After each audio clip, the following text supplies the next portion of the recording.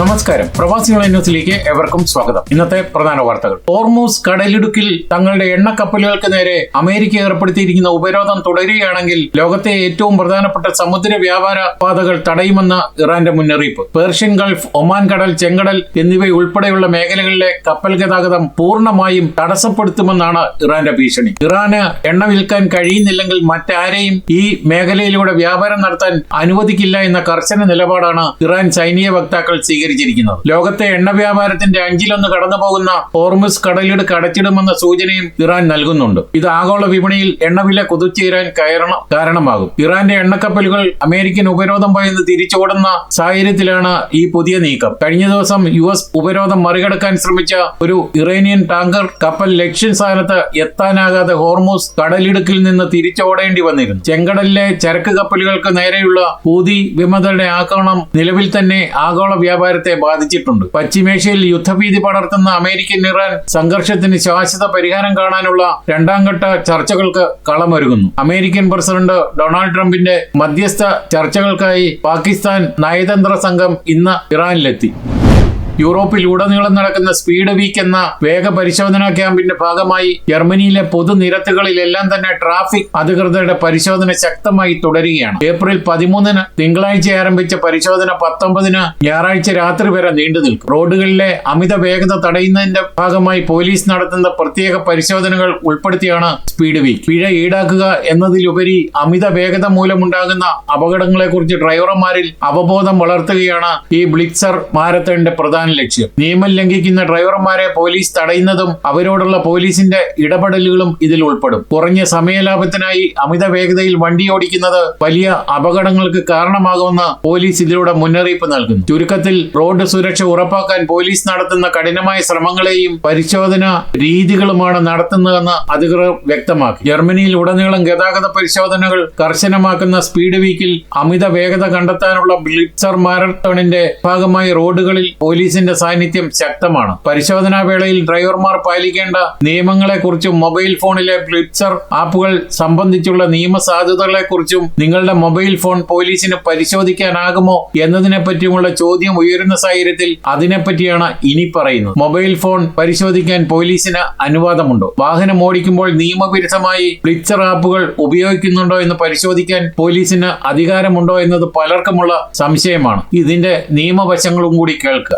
സംശയമുണ്ടെങ്കിൽ പരിശോധിക്കാം. ഒരു ഡ്രൈവർ ക്യാമറയ്ക്ക് മുന്നിൽ എത്തുമ്പോൾ പെട്ടെന്ന് വേഗത കുറയ്ക്കുന്നത് ശ്രദ്ധയിൽപ്പെടുകയോ ഫോണിൽ ആപ്പ് തുറന്നിരിക്കുന്നത് കാണുകയോ ചെയ്താൽ പോലീസിന് ഫോൺ പരിശോധിക്കാൻ അധികാരമുണ്ട്. ആപ്പ് ഇൻസ്റ്റാൾ ചെയ്തിട്ടുണ്ടെങ്കിൽ ഫോണിൽ ഇത്തരമൊരു ആപ്പ് ഉണ്ടെന്ന് കണ്ടെത്തിയാൽ അത് ഡിലീറ്റ് ചെയ്യാൻ പോലീസിന് നിർദ്ദേശിക്കാം. ആപ്പ് സജീവമാണെങ്കിൽ ഫോൺ പിടിച്ചെടുക്കാനും നിയമം അനുവദിക്കുന്നു. കൃത്യമായ സംശയങ്ങളോ തെളിവുകളോ ഇല്ലാതെ ഫോൺ പരിശോധിക്കാൻ പോലീസിന് സാധിക്കില്ല. ഫോൺ സ്റ്റാൻഡിൽ ഇരിക്കുകയാണെങ്കിൽ കൂടി ആപ്പ് പ്രവർത്തിക്കുന്നില്ലെങ്കിൽ പരിശോധനയിൽ നിന്ന് ഒഴിയാൻ സാധിക്കും. വ്യക്തമായ കാരണങ്ങളില്ലാതെ ഫോൺ കൈമാറാൻ പോലീസ് ആവശ്യപ്പെട്ടാൽ അത് നിരസിക്കാം. ഇത്തരം സാഹചര്യങ്ങളിൽ കോടതി ഉത്തരവുണ്ടെങ്കിൽ മാത്രമേ പരിശോധന അനുവദിക്കേണ്ടതുള്ളൂ. എന്നാൽ കുറ്റം ചെയ്തതായി ബോധ്യപ്പെട്ടാൽ തെളിവ് നശിപ്പിക്കാതിരിക്കാൻ ഫോൺ പിടിച്ചെടുക്കാൻ പോലീസിന് അധികാരമുണ്ട്. ജർമ്മനിയിലെ ഒട്ടുമിക്ക സംസ്ഥാനങ്ങളും സ്പീഡ് വീക്കിൽ പങ്കെടുക്കുന്നുണ്ട്. അമിത വേഗത തടയാനും അപകടങ്ങൾ കുറയ്ക്കാനും ലക്ഷ്യമിട്ടുള്ള ഈ പരിശോധനാ വാരത്തിൽ പുതിയതായി ജർമ്മനിയിൽ എത്തിയിട്ടുള്ള മലയാളി ഡ്രൈവർമാരും വാഹന ഉടമകളും നിയമങ്ങൾ കൃത്യമായി പാലിക്കണമെന്ന് ഞങ്ങളും ഓർമ്മിപ്പിക്കുന്നു. ഇനിയും പരിശോധന വേളയിൽ ശ്രദ്ധിക്കേണ്ടവ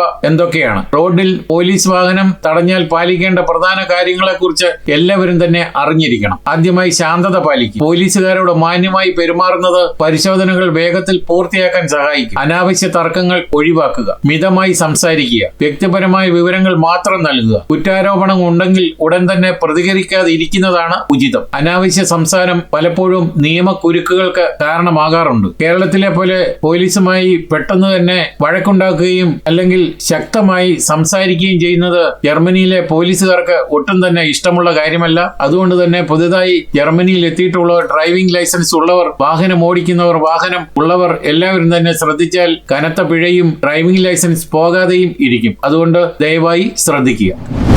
ജർമ്മനിയിലെ ഫെഡറൽ ഉദ്യോഗസ്ഥന്മാർക്കും അതായത് ബുണ്ടസ് ബെയാംഡന്മാർക്കും സൈനികർക്കും ശമ്പളം വർദ്ധിപ്പിക്കുന്നുവെന്ന് ആഭ്യന്തരമന്ത്രി അലക്സാണ്ടർ ഡ്രോബിൻ അറിയിച്ചു. ഏകദേശം 3,50,000 ഫെഡറൽ സിവിൽ സർവീസ് ഉദ്യോഗസ്ഥർക്കും പട്ടാളക്കാർക്കും ഈ ശമ്പള വർധനവിന്റെ പ്രയോജനം ലഭിക്കും. ശമ്പളത്തിൽ 19.7% വരെ വർധനവാണ് ഉണ്ടാക്കുന്നത്. മെയ് 1 മുതൽ ഈ വർധനവ് നിലവിൽ വരും.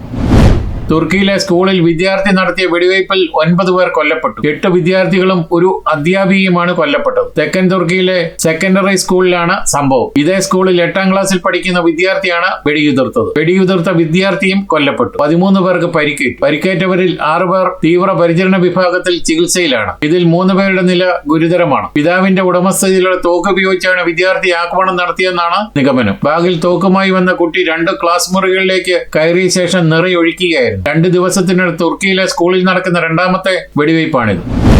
അമേരിക്കയുമായുള്ള ബന്ധം വഷളാകുന്ന സാഹചര്യത്തിൽ US സൈനിക സഹായം പിൻവലിച്ചാൽ നേരിടാൻ യൂറോപ്യൻ രാജ്യങ്ങൾ ഒരു എമർജൻസി നാറ്റോ പദ്ധതിക്ക് രൂപം നൽകുന്നതായി റിപ്പോർട്ട്. പണ്ട് പ്രതിരോധ കാര്യങ്ങൾക്കായി അമേരിക്കയെ പൂർണ്ണമായും ആശ്രയിച്ചിരുന്ന ജർമ്മനി ഇപ്പോൾ നിലപാട് മാറ്റിയിരിക്കുകയാണ്. ഉക്രൈൻ വിഷയത്തിലും മറ്റും ട്രംപ് ഭരണകൂടത്തിന്റെ നിലപാടുകളിൽ ആശങ്കയുള്ള ചാൻസലർ മെർസ് യൂറോപ്പ് സ്വന്തം നിലയ്ക്ക് സുരക്ഷാ സജ്ജീകരണങ്ങൾ ഒരുക്കണമെന്നാണ് പറയുന്നത്. നാറ്റോ സഖ്യത്തെ തകർക്കുക എന്നല്ല, മറിച്ച് അമേരിക്ക പെട്ടെന്ന് പിന്മാറിയാൽ യൂറോപ്പിന്റെ സുരക്ഷ ആകാതിരിക്കാനുള്ള ഒരു ഇൻഷുറൻസ് പോലെ ഈ സംവിധാനം പ്രവർത്തിക്കും. ജർമ്മനിയെ കൂടാതെ ബ്രിട്ടൻ, ഫ്രാൻസ്, പോളണ്ട്, നോർഡിക് രാജ്യങ്ങൾ, കാനഡ എന്നിവരും ഈ നീക്കത്തിൽ പങ്കാളികളാണ്. നിലവിൽ സൈനിക നീക്കങ്ങൾ, സാറ്റലൈറ്റ് സംവിധാനങ്ങൾ, ആണവ പ്രതിരോധം എന്നിവയ്ക്ക് യൂറോപ്പ് അമേരിക്കയാണ് വൻതോതിൽ ആശ്രയിക്കുന്നത്. അമേരിക്കൻ ഉദ്യോഗസ്ഥരില്ലാത്ത ഒരു കമാൻഡ് ഘടന എങ്ങനെ പ്രവർത്തിപ്പിക്കാം എന്നതാണ് ഇപ്പോൾ ചർച്ചയായിരിക്കുന്നത്. ഫ്രാൻസിന്റെ പക്കലുള്ള ആണവായുധങ്ങൾ മറ്റ് യൂറോപ്യൻ രാജ്യങ്ങളുടെ കൂടി സുരക്ഷയ്ക്കായി ഉപയോഗിക്കണമെന്ന ചർച്ചകൾ ഇപ്പോൾ സജീവമാണ്.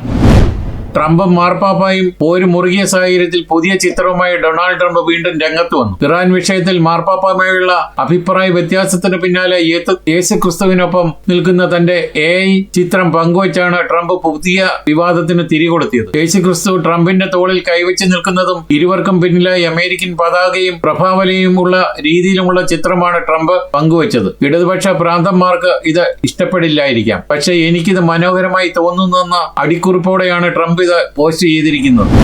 സ്പെയിനിൽ താമസിക്കുന്ന രേഖകളില്ലാത്ത കുടിയേറ്റക്കാർക്ക് പുതിയ ആശ്വാസം നൽകുന്ന ഒരു ചരിത്രപരമായ തീരുമാനത്തെക്കുറിച്ചുള്ള വിശേഷങ്ങളാണ് ഇനി പറയുന്നത്. സ്പെയിനിന്റെ പുതിയ കുടിയേറ്റ നയം പറയുമ്പോൾ രാജ്യത്തെ തൊഴിൽ വിപണി ശക്തിപ്പെടുത്തുന്നതിനും കുടിയേറ്റക്കാർക്ക് അന്തസ്സോടെ ജീവിക്കാനും ഉള്ള സാഹചര്യം ഒരുക്കുന്നതിനുമാണ് പുതിയ ചുവടുവയ്പ്പെന്നാണ് സർക്കാർ പറയുന്നത്. കൃഷി, നിർമ്മാണം, ടൂറിസം തുടങ്ങിയ മേഖലകളിൽ സ്പെയിൻ വലിയ രീതിയിലുള്ള തൊഴിലാളി ക്ഷാമം നേരിടുന്നുണ്ട്. നിലവിൽ രേഖകളില്ലാതെ ജോലി ചെയ്യുന്നവരെ നിയമപരമായ പരിധിയിൽ കൊണ്ടുവരുന്നതിലൂടെ രാജ്യത്തിന്റെ സമ്പദ് വ്യവസ്ഥയ്ക്ക് അത് ഗുണകരമാകും. കുടിയേറ്റക്കാർക്ക് നിയമപരമായ പദവി നൽകുന്നതിലൂടെ അവർക്ക് കൃത്യമായ ശമ്പളവും ഇൻഷുറൻസും മറ്റ് സാമൂഹിക ആനുകൂല്യങ്ങളും ഉറപ്പാക്കാൻ സാധിക്കും. അപേക്ഷിക്കാനുള്ള യോഗ്യതകൾ കുറഞ്ഞത് 5 മാസമായി സ്പെയിനിൽ താമസിക്കുന്നു എന്നത് തെളിയിക്കുന്ന രേഖകൾ, മെഡിക്കൽ സർട്ടിഫിക്കറ്റുകൾ, വാടക കരാറുകൾ അല്ലെങ്കിൽ തദ്ദേശ സ്ഥാപനത്തിൽ നിന്നുള്ള രേഖകൾ ഹാജരാക്കിയാൽ മതി. സ്പെയിനിലോ സ്വന്തം രാജ്യത്തോ കുറ്റകൃത്യങ്ങളിൽ ഏർപ്പെട്ടിട്ടില്ല എന്ന പോലീസ് ക്ലിയറൻസ് സർട്ടിഫിക്കറ്റും അത്യാവശ്യമാണ്. പ്രായപൂർത്തിയായവർക്കും കുട്ടികൾക്കും ഈ നിയമം ബാധകമാണ്. ഏപ്രിൽ 16 മുതൽ ജൂൺ അവസാനം വരെയാണ് ഇതിനായി സമയം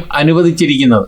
ഈ നിശ്ചിത സമയത്തിനുള്ളിൽ തന്നെ അപേക്ഷകൾ സമർപ്പിക്കേണ്ടതുണ്ട്. ആദ്യഘട്ടത്തിൽ 1 വർഷത്തെ പെർമിറ്റ് കാലാവധി കഴിയുമ്പോൾ നിബന്ധനകൾക്ക് വിധേയമായി പുതുക്കാൻ സാധിക്കും. കമ്പനികൾക്ക് ഇവരെ ഔദ്യോഗികമായി ജോലിക്ക് നിയമിക്കാൻ സാധിക്കും. റെസിഡൻസ് പെർമിറ്റ് ലഭിക്കുന്നതോടെ ഇവർക്ക് ഷെങ്കൻ രാജ്യങ്ങളിൽ മാത്രമല്ല സ്വന്തം നാട്ടിലേക്ക് പോയി വരാനും നിയമപരമായ തടസ്സങ്ങൾ ഉണ്ടാവില്ല. ഇവർ ഔദ്യോഗികമായി നികുതി അടച്ചു തുടങ്ങുന്ന സ്പെയിനിന്റെ ഖജനാവിനും ഗുണകരമാകും. ഈ പദ്ധതിയെക്കുറിച്ചുള്ള കൃത്യമായ അപേക്ഷാ ഫോമുകൾക്കും മറ്റു വിവരങ്ങൾക്കുമായി സ്പെയിനിലെ ആഭ്യന്തര മന്ത്രാലയത്തിന്റെ ഇമിഗ്രേഷൻ വിഭാഗത്തിന്റെയോ ഔദ്യോഗിക വെബ്സൈറ്റ് സന്ദർശിക്കുന്നത് നന്നായിരിക്കും. സ്പെയിനിൽ രേഖകളില്ലാതെ താമസിക്കുന്ന ഇന്ത്യക്കാർക്കും പ്രത്യേകിച്ച് മലയാളികൾക്കും പുതിയ ഇമിഗ്രേഷൻ നിയമം ഏറെ സഹായകരമാകുമെന്നാണ് ഞങ്ങളും പ്രതീക്ഷിക്കുന്നത്.